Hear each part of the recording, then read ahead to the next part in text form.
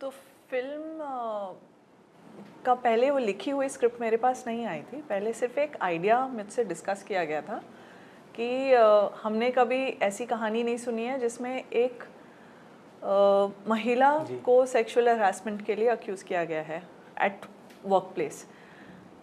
और ये आइडिया मुझे बहुत अच्छा लगा, वहाँ से हमने शुरू किया। फिर राइटर्स हैं इस फिल्म के, यश एंड सीमा, उनके साथ में मैंने काम किया है कुछ 6 महीने 8 महीने हमने स्क्रिप्ट लिखी, जिसमें हमने मतलब वी क्रिएटेड द स्क्रिप्ट या but it started from that idea. फिर हमने रिसर्च किया काफ़ी और फिर हमने स्क्रिप्ट किया, बट जो आकर्षण था वो तो आइडिया ही था। उसको ये किरदार लिखे ही काफ़ी रियलिस्टिक हैं, काफ़ी वास्तविक हैं। हमने क्या किया, उसके पहले हमने रीडिंग्स किए, काफ़ी सेशंस साथ में बैठ के रीडिंग्स और थोड़ा बहुत वर्कशॉप। और उसमें ही हमें ज़्यादा मेहनत नहीं करनी पड़ी। मतलब इतने प्रो और इतने अच्छे एक्टर्स हैं कि उन्होंने पहली रीडिंग में ही किरदार को बहुत अच्छे से पकड़ लिया था, मुझे गाइड भी नहीं करना पड़ा। तो आई थिंक नहीं, ऑफ कोर्स आपको इनसे पूछना किया, आपने गाइड भी किया बहुत अच्छे से, और हमने एक ग्राफ भी वर्कआउट किया था। हाँ, इट्स रियली हेल्प्ड अस। हमने इनफैक्ट जब हम रीडिंग्स पे जाते थे तो हम वो सीन पूरा इनैक्ट भी किया करते थे। ऐसे हम सोचते थे कि ये वही सेट की लोकेशन है, ताकि हम थोड़ा फिजिकल लैंग्वेज भी समझ पाए उस कैरेक्टर की। तो हमने 2-3 scene, you remember, you were like moving around, और उन्होंने दिखाया था भी फोटोज एक्चुअल लोकेशन का कि कैसा होगा कैसा नहीं होगा, ताकि हम इमेजिन कर पाए कि अच्छा वहाँ पे होगा, ये सेटिंग होगा। तो दैट हेल्प अस। फिल्म की ऑफर आई मेरे पास तो मुझे तो बहुत एक्साइटेड लगा कि ऐसा कहानी हमने कम ही सुना है कि where the accused is a woman, और कि ज़्यादा से ज़्यादा ये परपेट्रेटर्स मेल होते हैं। लेकिन इन्होंने जब रिसर्च किए थे राइटिंग एंड डायरेक्शन टीम, तो इन्हें पता चला कि ऐसा भी केसेस होते हैं, कम लेकिन होते हैं। एंड आई थिंक यूएस या यूके में ज़्यादा इसका डॉक्यूमेंटेशन भी है कि ऐसे होते हैं। तो उसके ऊपर, वो रिसर्च के ऊपर बेस करके इन्होंने लिखा है स्क्रिप्ट। तो मुझे ये बहुत ही मतलब अनयूजुअल लगा कि ऐसा यूजुअली नहीं होता है। और उसके ऊपर मतलब स्टोरी का focus was on the accused, मतलब उनके through her eyes we saw the through her eyes and through the eyes of this couple actually, Dr. Meera, प्रतिभा का character, and doctor Geetika, it was centered on them।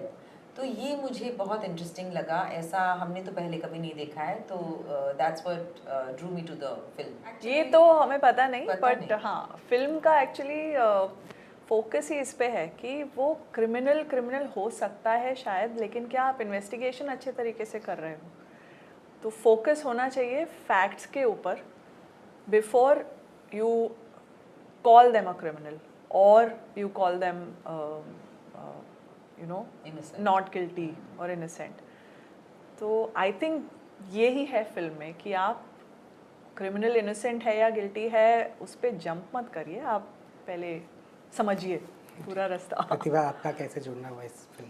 मैंने इस film के लिए पहले audition दिया था, और जब मैंने इस फिल्म के लिए ऑडिशन दिया था मुझे कुछ 2 सीन्स मिले थे और मैंने वो पढ़े थे। तो वो सीन्स मुझे बहुत ज़्यादा इंटरेस्ट किया था उन सीन्स ने मुझे, और मैंने ऐसा कुछ पढ़ा भी नहीं था पहले। फिर मैम ने मेरा ऑडिशन देखा, उन्हें अच्छा लगा, उन्होंने मुझे बुलाया, मैं मैम से मिलने गई। तो फिर जब मैं मैम से मिली तो मैम ने मुझे एक ब्रीफ आइडिया बताया स्टोरी का, एंड उन्होंने कहा कि आप स्क्रिप्ट लो, आप पढ़ो, आपको तब ज़्यादा मज़ा आएगा, आपको समझ आएगा आप अपने आप को यहाँ पे देख पा रहे हो कि नहीं। तो फिर मैं घर गई, मैंने पूरी स्क्रिप्ट पढ़ी, एंड मुझे भी बहुत ही अनयूजुअल स्क्रिप्ट लगी थी ये। बहुत अलग किस्म की कहानी थी, एंड ऐसी स्क्रिप्ट्स का पार्ट होने में हमेशा आपको एक्साइटमेंट फील होती है, बिकॉज आप कुछ नया डिस्कवर करोगे। आप और ऑल्सो ये सेटअप मुझे बहुत इंटरेस्टिंग लगा, कोको एंड अनुभूति मैम, नेटफ्लिक्स। तो मुझे ये एसोसिएशन एंड कोलैबोरेशन करनी थी, तो मैंने बोला हाँ, आई एम ऑन। लास्ट में आप तीनों से सवाल, ये फिल्म दर्शक जब देख लेगा, बाहर निकलेगा, तो उसके जहन में क्या आना चाहिए? सवाल या फीलिंग या कुछ इंस्पिरेशन लेके जाएगा? आई थिंक उनको देखना पड़ेगा, अपने आप को एग्जामिन करना पड़ेगा, खुद के रिएक्शंस को एग्जामिन करना पड़ेगा कि अच्छा फिल्म के शुरू में एक चीज़ लगा, बीच में लगा कि नहीं शायद ऐसा नहीं है, एंड तक आपको फाइनली पता चलता है कि क्या हुआ या नहीं हुआ। तो ये जो शिफ्टिंग रिएक्शंस है ये डिलिबरेट है, मतलब स्क्रिप्ट में भी ऐसा है और हमारे डायरेक्टर ने भी ऐसा ही मतलब प्लान किया है, यही इंटेंशन है कि हम लोग का हमारे फर्स्ट रिएक्शन करेक्ट रिएक्शन नहीं होते हैं हमेशा। पहले तो हमें देखना चाहिए, जांचना चाहिए कि अच्छा क्या हुआ है, मतलब हमारी फीलिंग्स की अच्छा ये अच्छा इंसान है या बुरा इंसान है, हमें कैसा पता चलेगा मतलब इतना कम टाइम में, तो वो तो एग्जामिन करना पड़ेगा। एंड वही इस फिल्म में भी हम यही दिखा रहे हैं कि ये किरदार जो है doctor Geetika for example, she is not a perfect person, उनमें भी कुछ कुछ ऐसी चीज़ें हैं जो हमें पसंद में नहीं आया शायद, लेकिन ये वो डिटर्मिन नहीं करता कि वो गिल्टी है कि इनोसेंट। तो ये शिफ्टिंग जो पावर डायनामिक्स है डॉक्टर मीरा डॉक्टर गीतिका के बीच, उनके रिलेशनशिप के बीच जो शिफ्टिंग डायनामिक्स है, ये सब एग्जामिन करना बहुत ज़रूरी है बिफोर रीचिंग एनी कंक्लूजन। मैं चाहूँगी जो भी ये फिल्म देख के बाहर निकले या अपनी सीट छोड़े अपने घर से दूसरे कमरे में जाए, उसको लगे कि उसने बहुत अच्छी फिल्म देखी है, एक काफ़ी एंगेजिंग फिल्म देखी है। इस फिल्म में हमने बनाते समय बहुत सारी चीज़ें कम्प्लीटली रिजॉल्व नहीं की हैं, बहुत सी एम्बिगुअस भी छोड़ी हैं, कुछ सवालों के जवाब नहीं मिलते हैं शायद।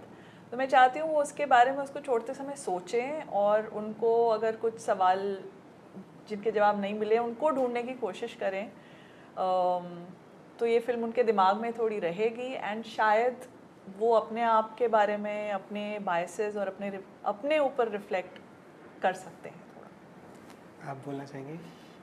मैं यही बोलना चाहूँगी कि कभी कभी यही होता है एज अ सोसाइटी, हम बहुत जल्दी अपना ओपिनियन फॉर्म कर लेते हैं, हम बहुत जल्दी जजमेंट पास कर लेते हैं, और हमें एक्चुअली वेट करना चाहिए, फैक्ट्स के आने का वेट करना चाहिए, हमें सही गलत जो है वो एक ऑब्जेक्टिव लेंस से देखना चाहिए, ऐसे बायस नहीं रखना चाहिए किसी चीज़ को लेकर। एंड आपकी एक खुद की फैमिली भी है, जब आप किसी चीज़ से अक्यूज़ड होते हो तो आपकी फैमिली भी आपके साथ उसी स्पॉट पे होती है, एंड आपकी फैमिली भी एक तरीके से आपका साथ दे रही होती है, उनके साथ भी आप एक रिलेशनशिप शेयर करते हो, वो भी समझना, अंडरस्टैंड करना बहुत ज़रूरी है।